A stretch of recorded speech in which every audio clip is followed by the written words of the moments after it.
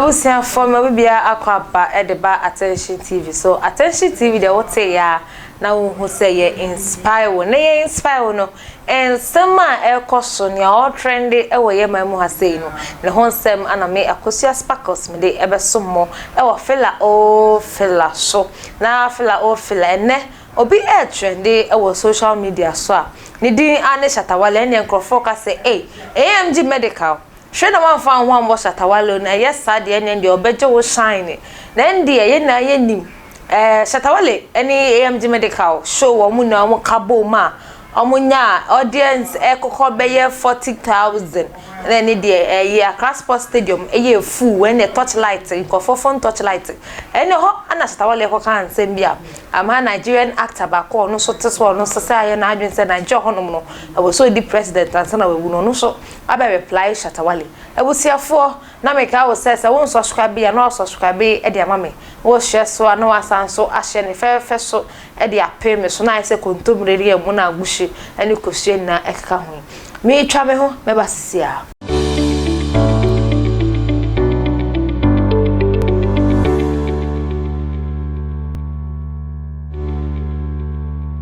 Meda say papa yes wonya bre e de twema me twa me ho e de baye me di ene akosia sparkles now penta de papa Wivon papa empabo agidin ene Zara ne nkeka ho ring anas watch de ene fo ni ekopie mu ewo agape ablikuma tarazo ho ana behu na teas boutique and cosmetics ebusiafo na me de to aso de ende ans na me di kan ne shatawale ye na ye nim no wo ye mamu ha se ye ne pa fancy what the program ehye so ewo Accra Sports Stadium ne ho ana de nano ambo nano amona no so nano antimi ankantu ana ndi okwa kan se mi se akoye se Ghana for aye na support Nigeria for na ba Nigeria for kra de won support Ghana for na we ana enkrofo aye ke kansem Ghana for ke kansem se asemi fa Nigeria for hui na ndi Nigeria for wo se wakasa aye ye hwebe na boy akasa wesked mu na akasa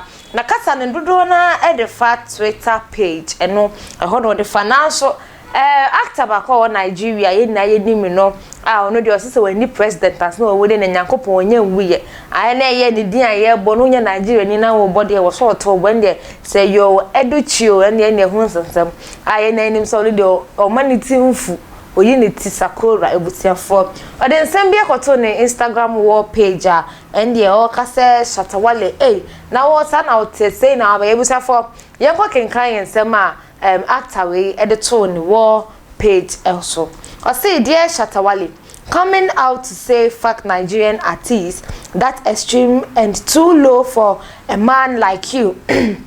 Yet also say that's hate. I remember when Nigerian movie producers were given all the list to the Ghanaian actors a few years back. No Nigerian ever came out to say fuck Ghanaian actors.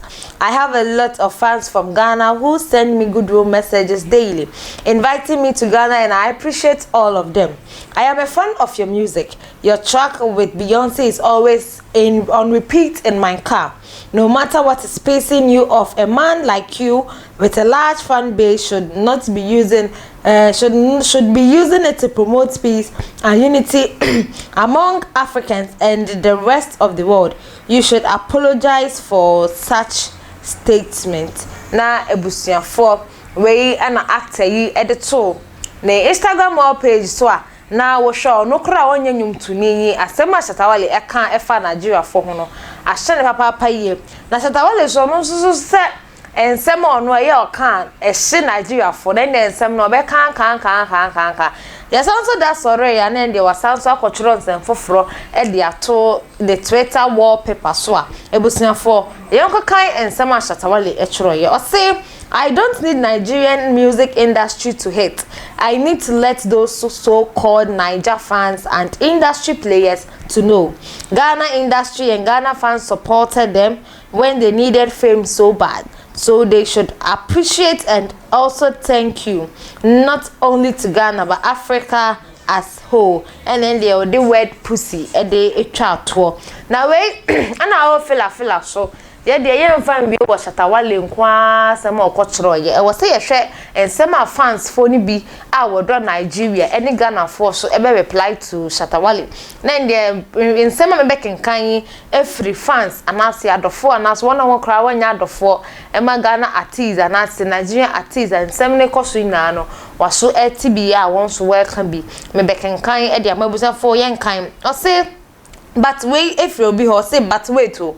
Nigerian media and DJs not they support us, but their artists really they support us. Power.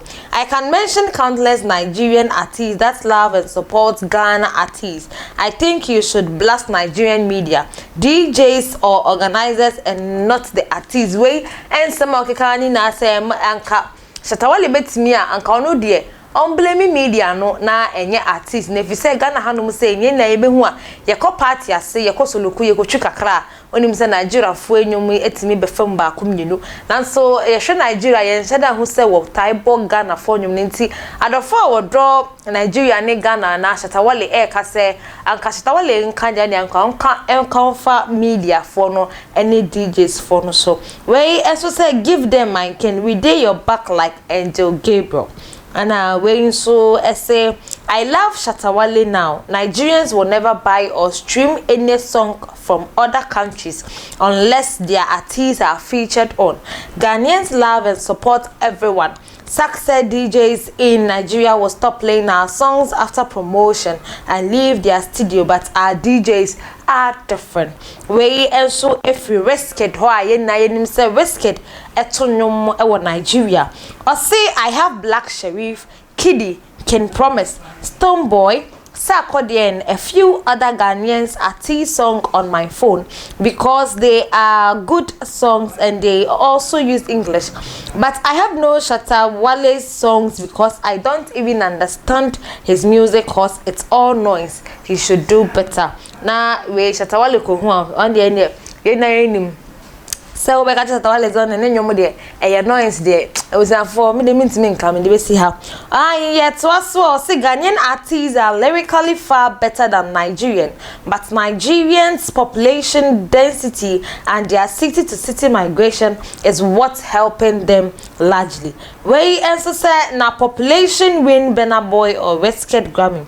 So you on a way to say so you are also an artist. How comes in we don't know, we don't you and the brofidia ebusian for say and so you are also an artist. How comes in hashtag Uganda we don't know you na any there and some Ghana for another for wodo Nigeria ene Shatawale na Ghana music industry ni artists no ensema wode e reply Shatawale eno no enfa ensema okasa kwese Nigeria for one time and support Ghana for now so eba Ghana for there and Nigeria for there we dey your back like chocho mucho obine no dofo a wodampem wakasa wo hunye bekoso leli dey enche bia so na Wildland Festival wode hye so na ehu artists bebre but artists and fela yensa akane dey eye Kidi ewusiafo yenkohwe Kidi performance ewo Wildland Festival no ase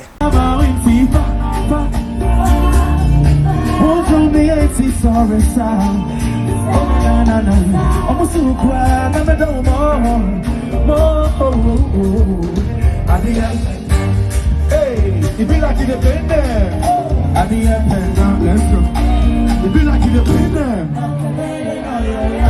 It's in the job when I'm in the young people. It's in the job when I'm in the young people.